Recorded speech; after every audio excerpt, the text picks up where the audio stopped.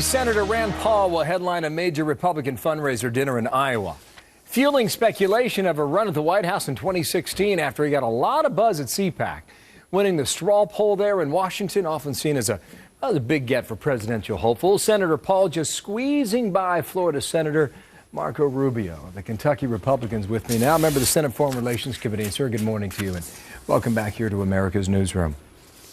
Glad to be with you. You are in the news this week for immigration, and I want to zero in specifically on a part of this issue that is absolutely key for you to get more Republican support and your own idea across, and that is border security.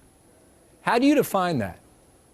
Well, you know, the problem has always been, back in the 80s, we did this. We normalized people, and they promised us border security, and it never came.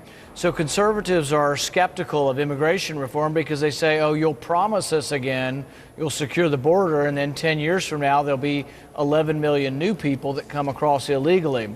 So we want absolute guarantee that the border is secure as part of immigration reform. So I proposed an amendment called Trust But Verify. And it says that every year Congress has to vote on border security. And if the border's secure, the immigration reform progresses. If the border's not secure, immigration reform stops until the border becomes secure. I understand you put a stop on that in terms of the language, but is that based on number of border crossings, troops deployed on the border? Is that the number of people who come in or go out, or drones in use? I mean, how do you define that? It's going to have to be based on a lot of things, and we're still working on the exact language, to tell you the truth, but it will be on how well we're enforcing it. For example, now, when we catch people crossing illegally, we let them go and say, oh, please come back for a court date in about a month, and, you know, a small percentage return and the rest remain in the country on the lam illegally. So really, you have to have enforcement where if you are caught crossing the border, 100% go back home, because we need legal immigration, but we have to have no illegal immigration. Part of that has to be fixing the worker program, too. We have 65,000 official work permits being issued to pick crops, but 1 million people coming in to pick crops. So why aren't the other 1 million getting work visas? Something's wrong with the work visa that's program. A great point, too. But it seems on border security that the definition slides a bit, and it could slide over time. Well, we'll have to figure that out. I mean, that is something open for debate. There's not an exact right or wrong as to what border security is, but the Border Patrol will help to tell us what segments of the border are secured. We will also have an investigator general that looks at how many people are being checked for background checks, how many people are crossing illegally. So there will be parameters that are real numbers that you can look at. The other thing we've been considering is adding in reports from each of the border governors. So have the governors write a report for Arizona, for Texas, for New Mexico, and California, and then vote on their reports as part of the overall report on border security. All right, now you know that you're a right target for the word amnesty, and I know you mentioned it a little bit, but conservatives on the right, they will pin this on you, like Ann Coulter last Saturday. Listen here. Yeah. If amnesty goes through, America becomes California, and no Republican will ever win another national election.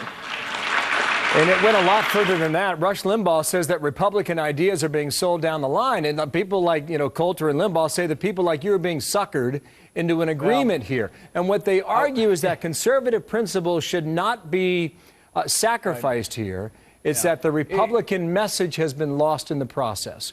What would you say to that? I've got a news flash for those who want to call people names on amnesty. What we have now is de facto amnesty. We have 11 million people here. They've been here, some of them for a decade or more. No one's telling them to go home. No one's sending them home. So I would say if you want to work, we'll find a place for you. But that doesn't mean that you get special privileges. It just means we'll get you a work visa. Work visas, really, we have plenty of work visas to give every year. We're not giving them out because the process is too onerous. So we need to make the facility of getting a work visa much easier. But the idea that somehow... But the political point, Senator, is that you're bending to the wishes of perhaps even the left or moderates in the middle who insist that the Republican message has to change, and you're bending with it as opposed to upholding conservative principles. To that point, but the clip you played said, oh, we won't be competitive in national elections. Here's another news flash. We haven't been too competitive in the last 2 national elections. And I'm not asking for an abrogation of law. I'm not asking for something that's not conservative. I'm the one up here saying we have to have border security, but I am one up here who says if people want to work, we'll find a place for them. And I think that is not only the right thing to do, but it is a way to expand the Republican Party where people will listen to us because they say it's a reasonable position. I apologize, Senator. I wish I had more time. We got some breaking news.